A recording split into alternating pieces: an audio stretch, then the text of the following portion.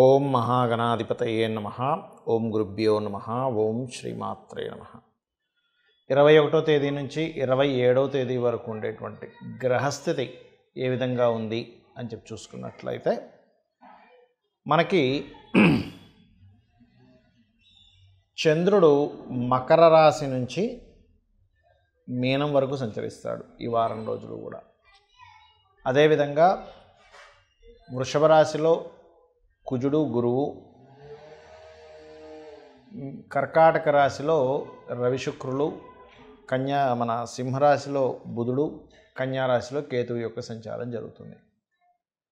ఈ యొక్క గ్రహస్థితిని అనుసరించి ద్వాదశ లగ్నాల వారికి, లగ్నం తెలియని వారు రాశి నుంచి చూసుకోవచ్చు, వారికి ఏ విషయంలో బాగుంటుంది, ఏ విషయాల పట్ల మీరు జాగ్రత్త వహించాలి, ఏ దేవత ఆరాధన చేసుకోవాలి అనేటువంటి విషయాలు చెప్తుంది. నేనైనప్పటికీ కూడా చెప్పేసింది సాక్షాత్ లలిత అమ్మవారిగా భావిస్తూ ఒక్కొక్క లగ్నం గురించి మనం తెలుసుకుందాం. వృషభ లగ్నము, వృషభ రాశి.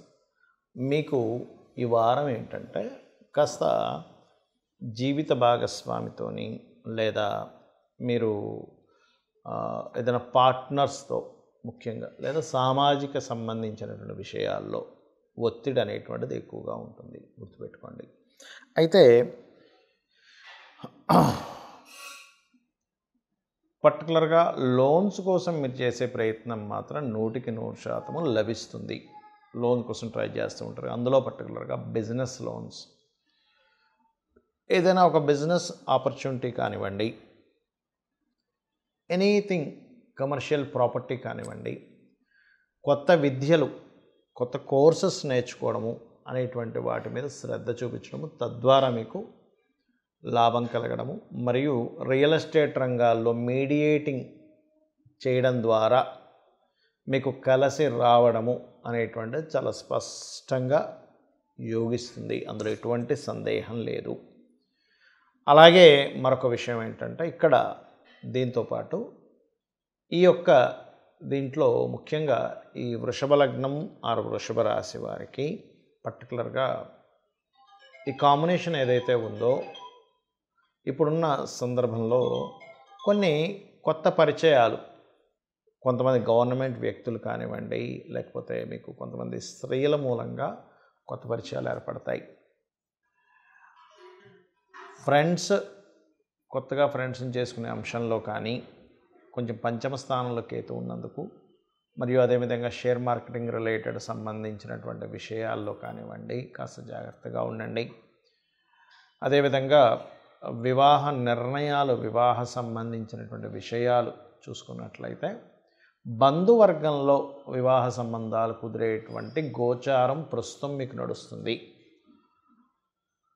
అదేవిధంగా ఆ బంధువర్గంలో వాళ్ళు కూడా ఏదైనా బిజినెస్ లైన్స్లో ఉండేటువంటి వారు, ఆరోగ్యానికి సంబంధించినటువంటి వాటిల్లో ఉండేటువంటి వారి యొక్క ఇది నడుస్తున్నది ప్రస్తుతం.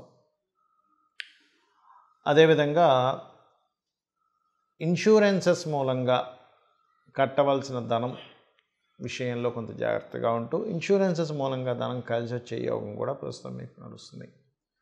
కాకపోతే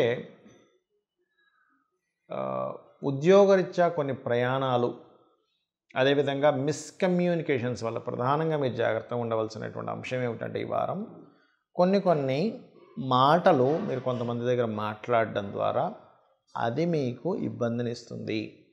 అంటే ఈ యొక్క విషయం ఎవరి దగ్గర మాట్లాడాలి, ఎవరి దగ్గర మాట్లాడకూడదు అనే విషయాన్ని కాస్త జాగ్రత్తగా గుర్తుపెట్టుకోండి.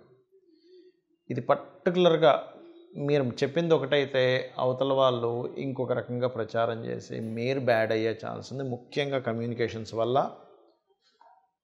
మెసేజ్ కావచ్చు, మెయిల్ కావచ్చు, ఏదైనా సరే గుర్తుపెట్టుకోండి. అలాగే వీటి వల్ల వచ్చేటువంటి ఛాన్సెస్ అధికంగా చూపిస్తుంది. అదేవిధంగా మరొక విషయం ఏంటంటే ఉద్యోగం కోసం ఒక్కోసారి చూడండి, మన ఉద్యోగం కోసమనో వ్యాపారం కోసమనో మనం కొంతమందిని అప్రోచ్ అవుతూ ఉంటాం.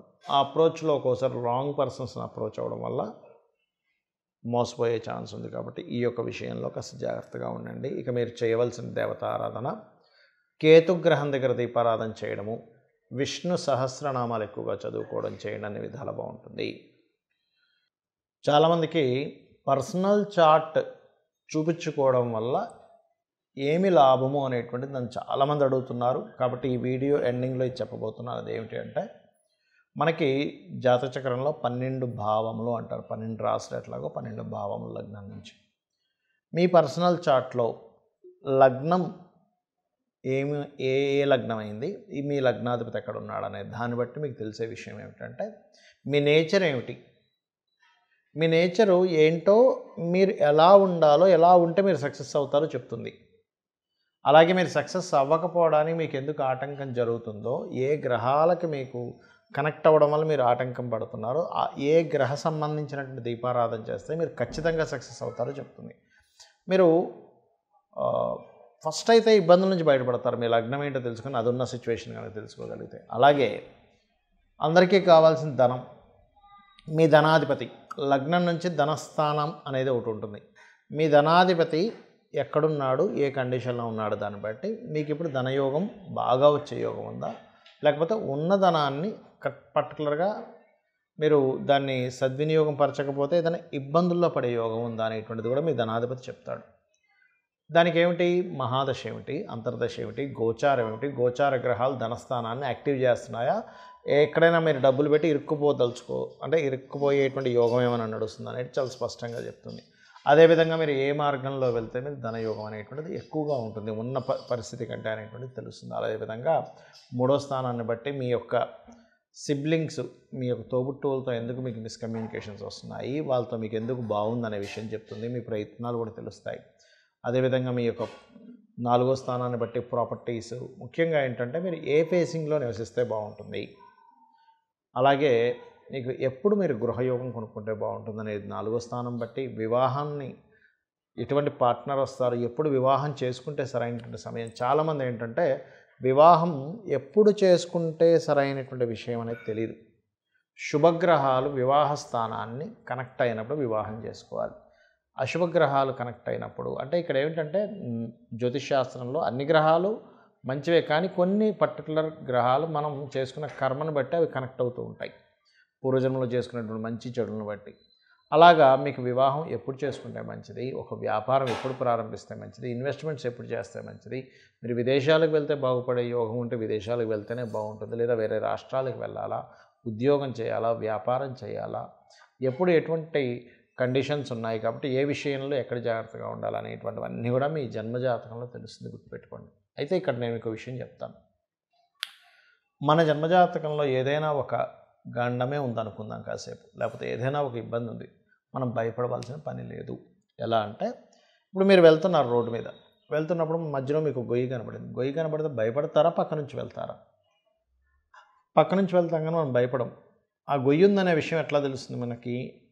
టార్చ్ ఉంటే మనకు తెలుస్తుంది. వెళ్ళేటప్పుడు దారిలో సర్పం ఉందా, గొయ్యి ఉందా, లేకపోతే పలానా ఇంకేమైనా ప్రాబ్లం ఉందా, అక్కడ బురద ఉందా అనేటువంటిది.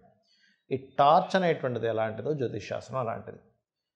మరి ఇక్కడ మనం ఈ గోచార ఫలితాలు చెప్పుకుంటున్నాం. దీనికి ఎందుకు చెప్పుకుంటున్నాం? మన జన్మజాతకమే ఇంత కరెక్ట్గా ఉంటాయి అంటే కనుక, ఒకటే, బయట ఉండే పరిస్థితులు, మనం తీసుకునే నిర్ణయాలు మన సొంతము, మన కర్మ అంతా మన జన్మజాతకం అయితే, ఇప్పుడు బయట ఉండే కండిషన్స్ అనేటువంటిది ఇప్పుడు ఉండే గోచారం. అంటే ఒక వ్యక్తి మంచి అద్భుతమైనటువంటి బిజినెస్ మ్యానే అనుకోండి, లేదా అద్భుతమైనటువంటి జాబ్ చాలా సిన్సియర్గా చేసే అబ్బాయి అనుకుందాం కాసేపు, అబ్బాయి కావచ్చు, అమ్మాయి కావచ్చు.